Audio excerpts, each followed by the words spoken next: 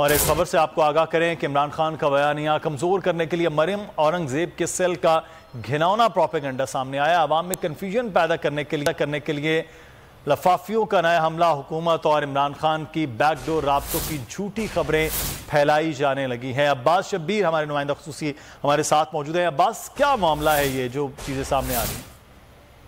देखिए, मरियम औरंगजेब का जो मीडिया सेल है वो इस किस्म का झूठा प्रोपेगेंडा, फेक न्यूज पहले भी चलाता रहा है और अब दोबारा से इमरान खान के उस बयानिए को कमजोर करने की एक नई साजिश तैयार की गई है और ऐसी खबरें चलवाई जा रही हैं कि इमरान खान बैकडोर राब्ते कर रहे हैं। मैं बड़े आपको क्लियर कर दूं कि इमरान खान ने कोई बैकडोर राब्ता नहीं किया और इमरान खान को अब किसी से राब्ता करने की जरूरत नहीं है। जिसने राब्ता करना है वो इमरान खान से खुद राब्ता करेगा। नवाज शरीफ वहाँ बैकडोर राब्ते कर सकते हैं क्योंकि उन्होंने अपनी एंट्री दोबारा से करनी है।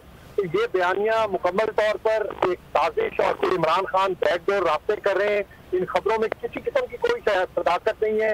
ये सिर्फ और सिर्फ इमरान खान का बयानिया और जो हकीकी आज़ादी की तहरीक इस वक्त चल रही है, हजारों लाखों लोग हकीकी आज़ादी की तहरीक में हिस्सा ले रहे हैं, उनको कमजोर करने के लिए, इस बयानिए को कमजोर करने की एक साजिश तैयार की गई है मरियम औरंगजेब के मीडिया सेल की तरफ से और कुछ सहाफियों की मदद से, कुछ टीवी चैनल की मदद से ये खबर चलवाई जा रही है कि इमरान खान बैकडोर राब्ते कर रहे हैं। इन खबरों में किसी किस्म की कोई सदाकत नहीं है। माजी में इस तरह की खबरें जब भी किसी भी बयानिया को कमजोर करने की कोशिश की जाती है तो इस किस्म की खबरें जो है वो आज दोबारा से ये कोशिश की जा रही है इस किस्म की खबरें प्लान करने की।